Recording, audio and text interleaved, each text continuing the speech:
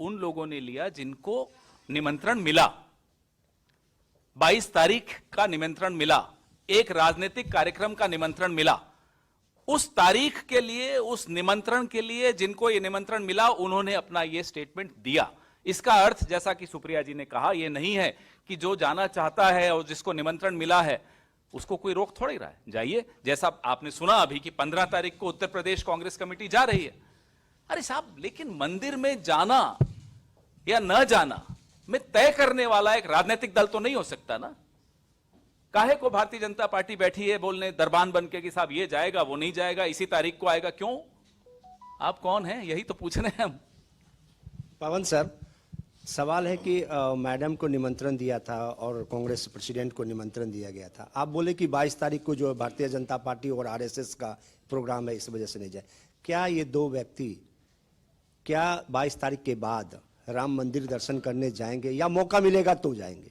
निजी आस्था के अनुसार जब जाना चाहेंगे जाएंगे। पहले भी जाते आए हैं, मंदिरों में, गुरुद्वारों में, गिरजाघरों में, मस्जिदों में, सब जगह जाते ही हैं हम लोग। जिसकी जैसी आस्था है वो जाता है ना। ये तय क्यों करना है कि साहब इस तारीख को जाएंगे या नहीं जाएंगे?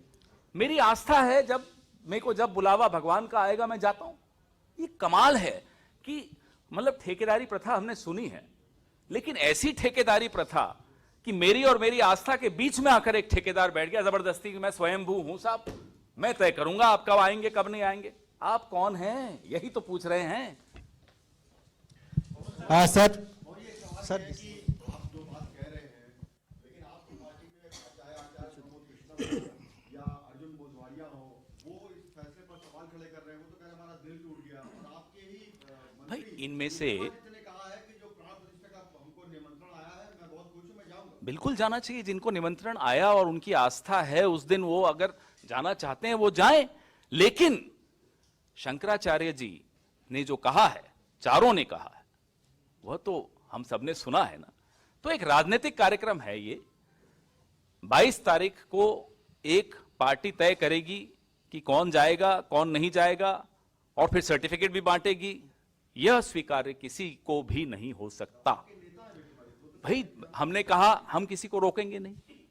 न भगवान के मंदिर जाने के लिए किसी के निमंत्रण की जरूरत है, न किसी को कोई रोकेगा, न कोई रोक सकता है। ये मैंने शुरू में पहले ही पंक्ति में ये कहा था। भगवान के मंदिर में जाने के लिए निमंत्रण की आवश्यकता नहीं है, न कोई रोक सकता है, न कोई सर्टिफिकेट बांट सकता है। हाँ, लेकिन सर कांग्रेस के अंदर मैं अगर इसमें थोड़ा सा ही ऐड करना चाहूँ, हमारे अपने नेताओं को भी ये समझना है कि ये निमंत्रण 22 तारीख का कुछ लोगों को मिला था, वो लोग नहीं जा रहे हैं। आपको जाना है बिल्कुल जाइए। जैसा कि मैंने कहा, पूरी यूपीसीसी जा रही है 15 जनवरी को, संक्रांत के दिन। कोई रोक नहीं रहा है उनको, वो स्वच्छंद है जाने के लिए। तो जो लोग आपत्ति जता रहे हैं, जिनका दिल टूट गया, वो दिल जोड़े वहां जाकर। आए भारत जोड़ो न्याय यात्रा में जुड़े, जहां पर हर वर्ग हर संप्रदाय के लोग आएंगे, जहां पर मूल मुद्दों की भी बात होगी, जिन मुद्दों से भाजपा भागना चाहती है। आप दोनों की बात का लघुलुभाव नहीं है कि जो 22 तारीख का इवेंट है उसको ही आप लोग राजनीतिक इवेंट मान के बॉयकॉट कर रहे हैं। वैसे ही तो दोनों आपके बड़े नेता हैं, चाहे सोनिया गांधी हो चाहे खड़गे हो, उनको इस चीज से आपत्ति नहीं है। प्राण प्रतिष्ठा से, मंदिर के निर्माण से, सिर्फ एक उस इवेंट से ही है लबोलुबाब। यही समझे हम आपकी बात का? आप बोलेंगे? बहुत स्पष्ट है। माननीय सर्वोच्च न्यायालय का एक निर्णय आया जिसको सबने स्वीकार किया। तो अब ये आप फिर से उसी सवाल को क्यों उठा रहे हैं कि साहब निर्माण हो रहा है? बिल्कुल हो रहा है। एक धार्मिक कार्यक्रम को धर्मशास्त्र के हिसाब से होना चाहिए, उसमें किसी भी राजनीतिक दल का कोई हस्तक्षेप या भूमिका नहीं हो सकती। बहुत स्पष्ट है। कोई जाना चाहता है, 15 को जाना चाहता है, जा रहे हैं। कोई 22 को जाना चाहता है, जाएं। लेकिन कोई राजनीतिक दल तय नहीं करेगा कि मैं किस तारीख को जाऊंगा, कब जाऊंगा या नहीं जाऊंगा। आप कौन हैं ये तय करने वाले? यही तो हम पूछ रहे हैं इनसे। आप इतने बड़े हो गए कि आप शंकराचार्य जी को भी, उन पर भी एक प्रश्न चिन्ह लगा रहे हैं। इतने बड़े नहीं हो सकते आप। पर आपने इन्होंने जो पवन जी सवाल पूछा, वो सवाल जरूरी है। आपने कहा कि वो लोग अग्री करते, वहां पर हम उससे अग्री करते कि नहीं करते। आप शंकराचार्यों से ये सवाल क्यों नहीं पूछते हैं क्यों नहीं कोई शो कर रहा है? शंकराचार्य क्यों नाराज है? वो क्यों बहिष्कार कर रहे हैं? वो क्यों नहीं जा रहे हैं? उनसे बड़े तो हिंदू धर्म के अनुयायी नहीं है, उनको भी हिंदू विरोधी घोषित करने वाली है भाजपा। उनसे क्यों नहीं पूछा जा रहा है? वो क्यों असहमत है? उनकी क्या असहमति है? क्योंकि उनको लगता है कि धर्म और शास्त्रों के अनुसार वहां पर चीजें नहीं हो रही हैं। ये सवाल तो हमारे धर्म गुरुओं का है ना, हमारे लिए थोड़ी है ये सवाल।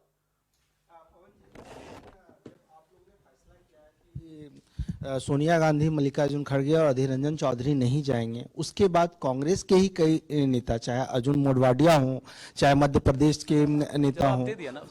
लेकिन उन लोगों ने इस्तीफा दिया और बोला कि आप लोग इससे राजनीति करने से बचें। और दूसरा सवाल ये है, हाँ, एक कुलदीप है, उन्होंने दिया है, एक मध्य प्रदेश में से, और दूसरा है प्रधानमंत्री ने इस्तीफा दिया, जिस तरह से पूजा हो रही है उस पर वो सवाल। सुप्रिया जी, दूसरा सवाल है, प्रधानमंत्री नरेंद्र मोदी ने आज एक ऑडियो क्लिप जारी किया है जो करीब 11 मिनट का है। उसमें उन्होंने कहा है कि मैं 140 करोड़ लोगों का निमित्त मात्र वहां प्राण प्रतिष्ठा में रहूंगा। बोलने दीजिए उनको। आप शंकराचार्य से बड़े नहीं हो सकते। या तो डिक्लेयर कर दें कि मैं शंकराचार्य से बड़ा हूं, बोल दें, खत्म करें एक ही बार।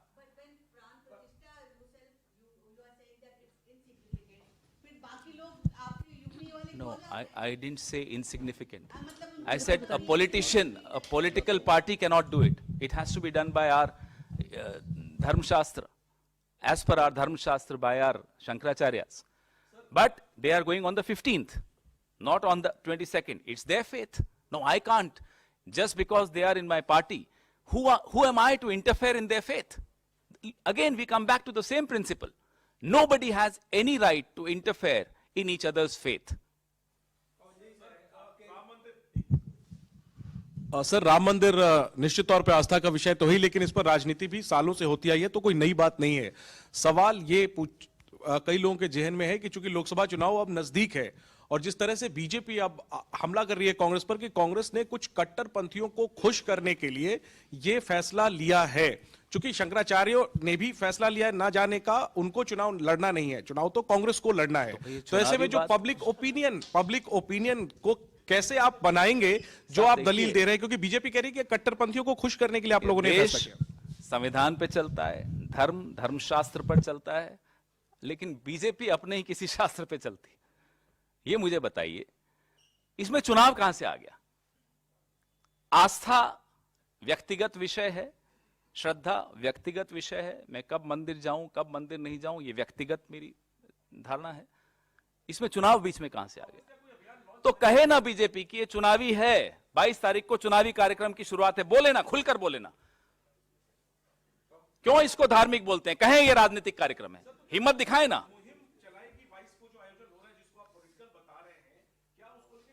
इसमें मुहिम चलाने की क्या बात है? लोगों हिंदू धर्म के धर्मावलंबियों को स्पष्ट पता है कि धर्म शास्त्र क्या होता है, और हमारे जो सर्वोच्च शिखर पर बैठे हैं धर्म के ज्ञानी शंकराचार्य जी, उनकी बात सबको सुनाई दे रही है। तो क्या शंकराचार्य भी किन्हीं कट्टरपंथियों को खुश कर रहे हैं? सवाल इस बात का है। पवन जी, मेरा सवाल है कि आपके कांग्रेस पार्टी के कई सीनियर नेता जैसे दिग्विजय सिंह ने कहा था कि ये फैसला कोर्ट का है, कोर्ट के आदेश पर ट्रस्ट बना और ट्रस्ट ने मंदिर का निर्माण कराया और इसमें पार्टी को जाने में कोई दिक्कत नहीं है। तो जो आपके पार्टी के नेता इस तरह की राय रखते हैं, ये तो और बाकी में कोर्ट के फैसले के तहत हुआ है और ये जो है जो बना है ट्रस्ट उसकी तरफ से निमंत्रण है, तो फिर इसमें राजनीति कहां से आ गई? और आपकी कांग्रेस पार्टी के ही नेता जब समर्थन कर रहे हैं तो फिर पार्टी भाई आप इसको कई मुद्दों को जोड़ रहे हैं। शंकराचार्य जी कहते हैं कि आधे अधूरे मंदिर का निर्माण जब हो रहा हो उसमें प्राण प्रतिष्ठा नहीं की जा सकती। ये तो हुई धार्मिक बात। लेकिन एक राजनीतिक दल कहता है नहीं साहब, हम तो इसी तारीख को करेंगे। उनकी राजनीतिक मजबूरियां जो भी हैं।